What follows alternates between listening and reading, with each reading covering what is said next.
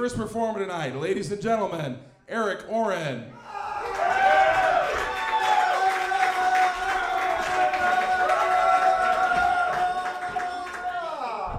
Yeah, guys! This is the face of a guy who refuses to let us get off to a slow start. That's what this is. How are we feeling? Good. Did I scare you into having fun with me yet? Because I can do it more. I'm going first tonight, and it's a competition, so I got to do something memorable, which means that's a lot of pressure.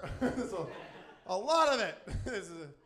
I will be, over the next several months, visiting each of your houses,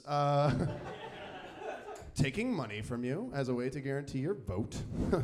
That is both topical and hilarious. Guys, let's get by talking about me a little bit. Let's talk about me a little bit, guys.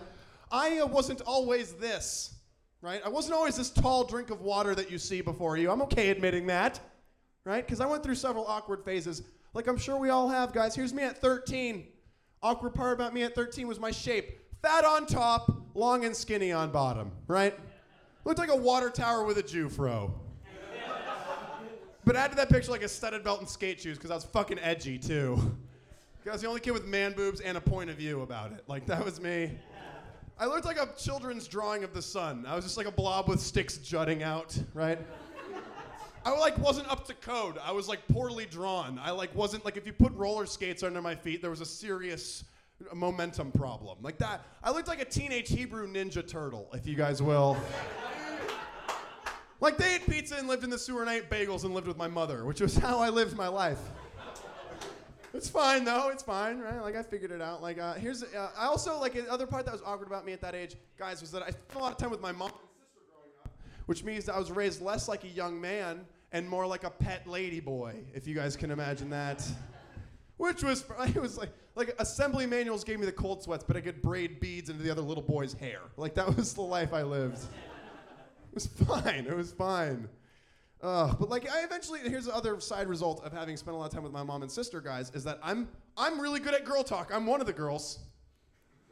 One of the girls. I'm talking about, and ladies, first of all, you know what I mean when I say girl talk. I don't mean literally girls talking to each other.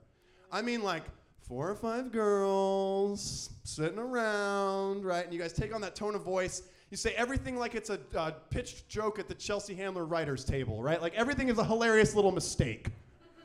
I ordered one too many glasses of Shiraz and got wine burps. Like that kind of.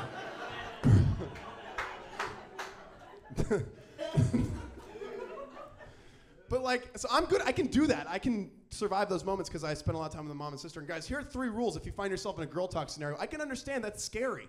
But here's how you deal with it, guys. Rule number 1, this is the most important part. If you're in a girl talk scenario, fellas, just find a new way to re-say what has literally just been said again. It's not about new points of view or new perspectives. Just re-say it. It's a snowball effect. Get the fuck out of its way, right? That's all you need to do. Rule number 2, physically and emotionally celebrate whichever girl is freshest out of boy trauma. Her hair is the best, she has the best brunch plans, and she's the funniest and the naughtiest. That's just true of her.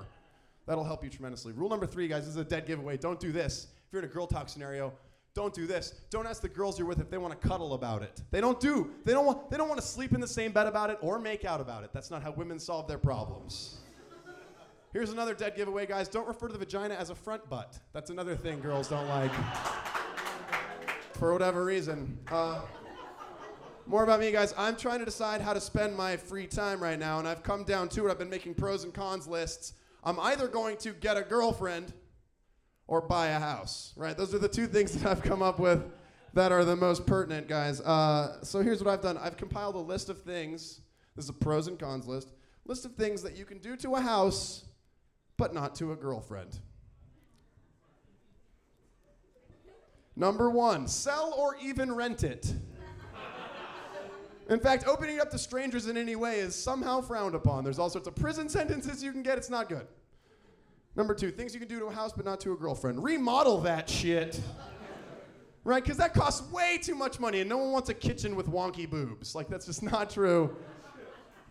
Next, guys, things you can do to a house but not to a girlfriend. Leave yours for a little while to spend some time inside of someone else's. Yeah. Guys, things you can do to a house but not to a girlfriend. This is an important one. Be yourself when you're hanging out around it. And all of a sudden you're feeling something because my comedy can do that to you. Last thing, guys, things you can do to a house but not to a girlfriend. Trim its hedges yourself, guys. I'm Eric Oren. That's my time.